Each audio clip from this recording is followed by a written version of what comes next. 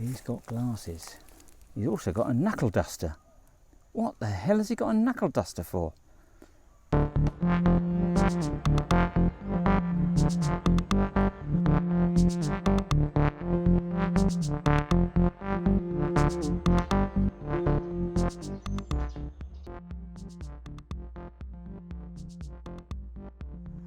Hello, this is another video in the series of Out of Town, Smelling the Coffee. I'm an expat living in Chiang Mai, Thailand, and right now I'm sat at a coffee shop, KOB. KOB is Thai for frog, and is also a familiar name, and I have a familiar friend who lives in Pai, and she runs a guest house, a resort, accommodation that you can stay short or long term, and it's a very friendly, warm place. KOB and her partner Ban will look after you. PaiNa PaiTa is the name of the resort, and it's on the outskirts of Pai. It's a quiet, close to nature resort. They do vegetarian food, they do ancient coffee. It's not old when you get it, it's just an ancient recipe, a traditional Thai recipe. Smelling the roses is quite a popular phrase, and smelling the roses is just about smelling what's in front of you. Really, you've just got to slow down and take it easy and smell the coffee. Today I'm going to travel south along the river, and we're going to go towards Sampatong and see some interesting sights along the way. I won't spoil it and tell you what we're going to find, because I haven't got a clue myself. That's nice. I can recommend the coffee here. Let's go. Bye. See you later. Here we are at Daet Weir, and it's a sluice that keeps the water back, giving the farmers a depth of water in which to farm their fish.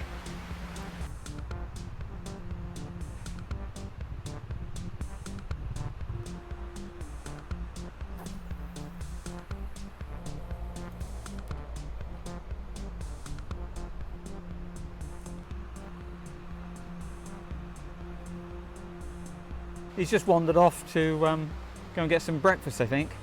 Okay, so I'm going to leave this place now and head off down the river to something more interesting than this.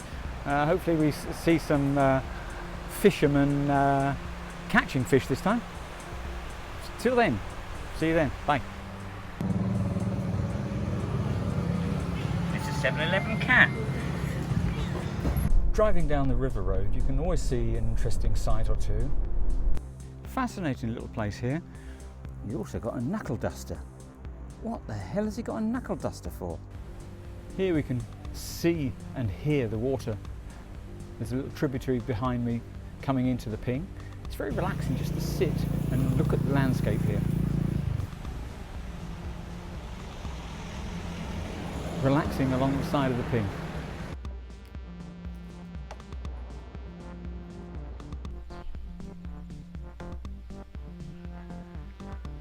There's always something interesting about being near to water. Last year before, with the storms that we had and the flooding, many of the farmers lost their tanks, their pens to the storm. They were floating downriver like barges. Unmanned barges. They're washing the nets because of the muck that's in the nets catches on the fine nets. So the algae is getting washed away. And with the water not flowing away, they've got to keep it fresh with the aerating.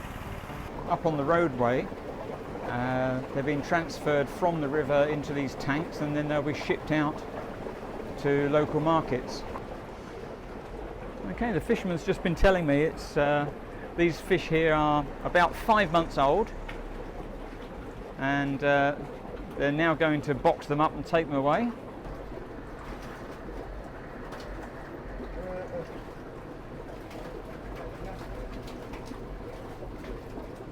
Weighing them up here on a scale, and he's got 13 kilos. and he's going to take 13 kilos away with him, sell at a market. This is a little weir that holds water back for the fishermen upstream, and again there's one of those merit making floats that you can see stuck at the weir, awaiting a bit of water to flush it through. Another farm further downriver, and here we have some farm residents, the ducks. I think I'll show you a clip of 2017 when the storm washed a pontoon down stream here from this same position.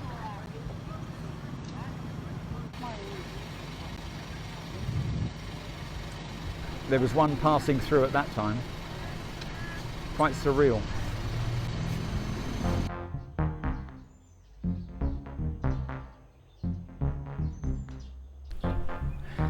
Well, this is the state of the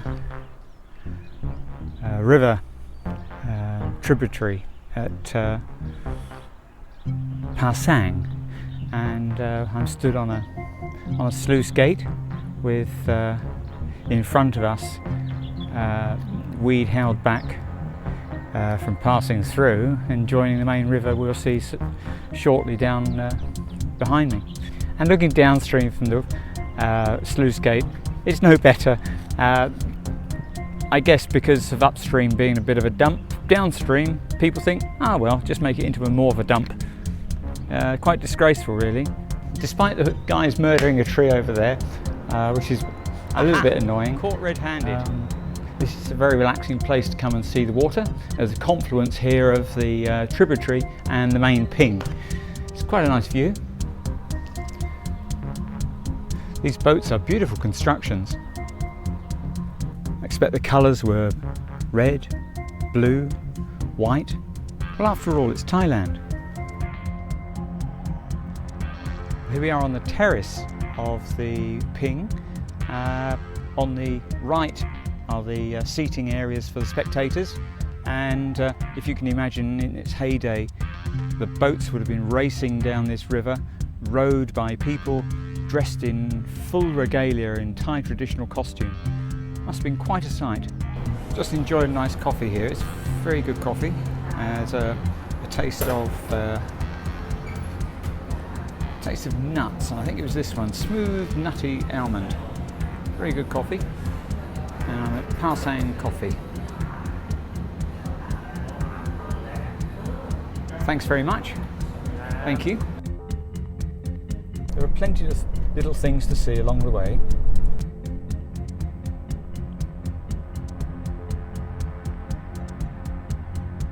Many people looking at this will think, oh Christ, it's all wrong. Oh blimey, look at that. Oh no, look at that, that's wrong. But people here in Thailand are generous. They're forgiving. They're careful, but to Western people it looks dangerous. My goodness, this guy's legs.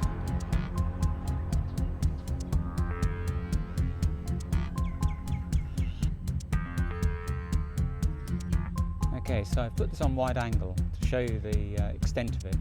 It's brought the buildings in at a bit of an angle, but they're not really falling in, don't worry. The whole Buddha itself stands around about 80 to 100 feet high. Very happy bunch, aren't they? Wow, that's a big one. Oh, hang on. It's a snake.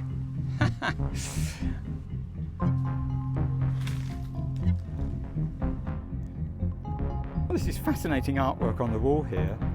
The gentleman sat in front here said he did it, or they did it themselves. How lovely. How. Interesting artwork on the walls of these buildings. Apparently there's 4 rai of land here for sale. The owner in Bangkok wants to sell it, so that means they'll sell the artwork as well. Thank you for letting me look around. Very kind of you. Thank you. Sawasdee krap. So you can see the orange square here, and you can see the centre of Chiang Mai represented there, circular in the middle. Now behind me is the museum, and this is what's under restoration at the moment. So perhaps in a future trip here, people will be able to see the history, the detail, the documentary evidence that's representative of the old city here. This is ancient stuff represented by modern brickwork.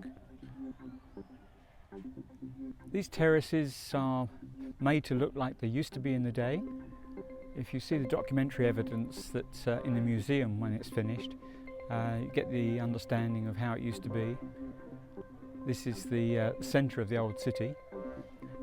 Much of the stuff here is reconstructed, but it gives you an idea of how it used to be. I think the centre of the two stupas that you can see in the background, it is original brickwork. If you'd like to come with me next time,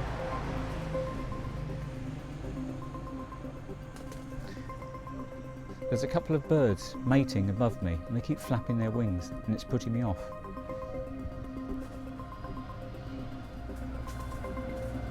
I wish they'd get on with it. Well, today was interesting. A little trip down the Ping River. Hope you've enjoyed the trip. I certainly have enjoyed bringing you the interesting little bits and pieces that you can find along the way. Where's my glove? Oh, here they are. Thanks for watching. It's been a nice little trip down the Ping River today, out of town, smelling the coffee. Hope you've enjoyed it. If you haven't subscribed already, please do. Hit that button. Please give it a thumbs up if you liked it. If you've got any questions about today's video, please leave a comment. If you've got any comments, just leave a comment. Please tell me if you've been down the Ping. Have you seen any sites that I haven't seen? Share them, please. If you haven't subscribed already, please do. And hit the little bell, that'll let you know when there's a new video published. Until next time, thanks very much, and this is an expat, out of town, smelling the coffee in Chiang Mai. See you, bye bye.